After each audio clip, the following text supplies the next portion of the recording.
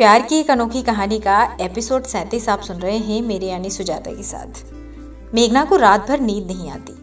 उसके कान में अभिज्ञान की ही बात गूंज रही है। वो इसी तरह करवट बदलती हुई रात बिताती है और सुबह जल्दी से कॉलेज के लिए तैयार हो जाती है। रिया मेघना को देख मजे लेते हुए कहती है, क्या बात मेघना, आज रात भर तुम सोई नहीं लगता है। अभिज्ञान सपने में आता रहा होगा। मेघना मुस्कुराती हुई, ऐसी बात नहीं है रिया, और हाँ तुम भी तैयार हो जाओ, पता है ना आज स्पोर्ट्स टीचर से भी निपटना है। रिया, हाँ यार ये तो मैं भूल ही गई। मेघना, जब तक मैं नहा के आती हूँ इस निया को जगाओ। मेघना ठीक है बोल निया को जगाती है। निया नींद में बोलती है, 2 मिनट और मेघना। मेघना, ठीक है तुम 2 मिनट की जगह 10 मिनट ले लो, पर याद रहे आज स्पोर्ट्स क्लास है। ये बात निया के कान में पड़ते ही निया जल्दी से उठ तैयार होने चली जाती है। सुबह 9 बजे सभी कॉलेज पहुंचते हैं। सभी एक दूसरे को हाय हेलो बोलते हैं, पर मेघना की आंखें अभिज्ञान को ढूंढती हैं। ये देख रॉकी पूछता है, क्या हुआ मेघना, तुम किसी को ढूंढ रही हो? मेघना बात काटती हुई बोलती है, नहीं मैं किसी को नहीं ढूंढ रही हूँ। तभी रिया मेघना को इशारा करती हुई कहती है, अभिज्ञान को ढूंढ रही हो ना तुम? तभी रिया की नज़र अभिज्ञान पर पड़ती है और रिया जोर से कहती है, अभिज्ञान भी आ गया। ये बात सुन मेघना का दिल धक से धड़क जाता है और वो अभिज्ञान की ओर देखने लगती है। अभिज्ञान मेघना को नज़रअंदाज कर टियारा से गुड मॉर्निंग बोलता है और बात करने लगता है। ये मेघना देख चढ़ जाती है और अपने मन में कहती है, कैसा है ये, जब मुझे लगता है कि अब मैं इसे समझने लगी हूँ उतना ही ये उलझा देता है। तभी अश्वनी सर आते हैं और सबको स्पोर्ट्स ग्राउंड में चलने के लिए कहते हैं। सभी वहाँ इकट्ठा होते हैं और अश्वनी राणा कहते हैं, मुझे 1 हफ्ते के लिए छुट्टी पर जाना है, लेकिन आप लोग खुश मत होइए, मेरे आने तक मेरी जगह ये रहेंगी मिस अवनी, आपको इनके रूल मानने होंगे। और इतना बोल वो चले जाते हैं। मिस अवनी सबको एक लाइन से खड़ा कर सबसे नाम पूछती हैं। सभी एक एक करके अपना नाम बताते हैं। जब मेघना अपना नाम बताती है तो मिस अवनी टोंट कसती हैं, ओह वो तुम ही हो अनाथ लड़की, गुड। फिर अभिज्ञान के पास जाती है। अभिज्ञान के बोलने से पहले ही मिस अवनी बोलती हैं, तुम्हारा नाम अभिज्ञान है ना?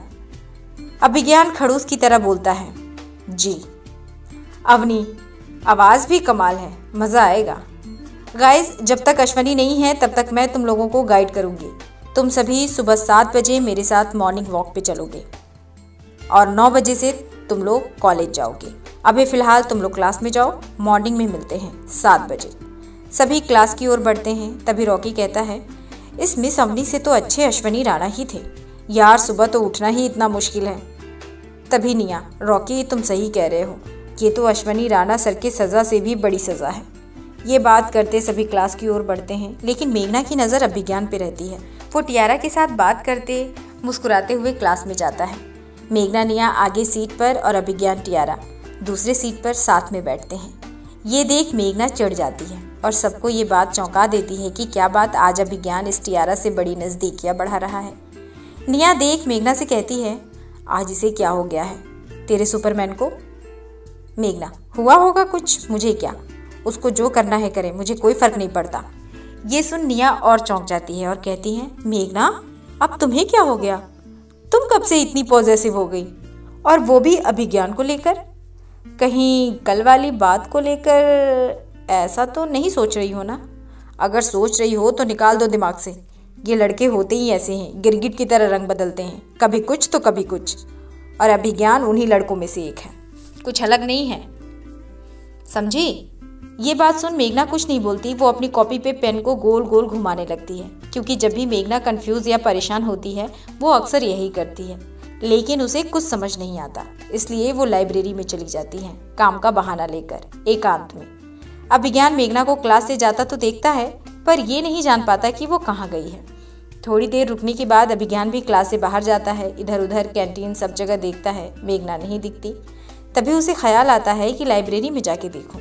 अभिज्ञान लाइब्रेरी की ओर बढ़ता है, पर मिस अवनी उसे रोक लेती हैं अपनी बातों में और ज़्यादा वक्त हो जाता है। लेकिन मेघना लाइब्रेरी में बैठे बैठे सोचती है, मुझे एक बार तो पूछना चाहिए कि अभिज्ञान के मन में क्या चल रहा है। वो लाइब्रेरी से उठती है और बाहर निकलती है तो देखती है कि मिस अवनी से अभिज्ञान कुछ बात कर रहा है। ये देख मेघना को अच्छा नहीं लगता और वो सोचती है कि क्या किया जाए। तभी चपरासी चाय लेके आता होता है। मेघना को एक आइडिया आता है और मेघना भी चपरासी की ओर तेजी से बढ़ती है। और जैसे ही चपरासी मिस अवनी और अभिज्ञान के पास आता है, मेघना चपरासी के पैर में लंगड़ी मार देती है। सारी चाय मिस अवनी के कपड़ों पर गिर जाती है। मिस अवनी चपरासी को सुनाती हैं और साफ करने चली जाती हैं और मेघना अपने बालों में हाथ झटकती हुई अभिज्ञान के पास से गुजर जाती है। अभिज्ञान सब समझ जाता है और मुस्कुराकर कहता है, स्मार्ट मेघना, और वहाँ से चला जाता है। लेकिन मेघना के दिमाग में अभिज्ञान से उसकी मन की बात जानने की जिज्ञासा क्या क्या करवाएगी मेघना से, जानेंगे अगले भाग में।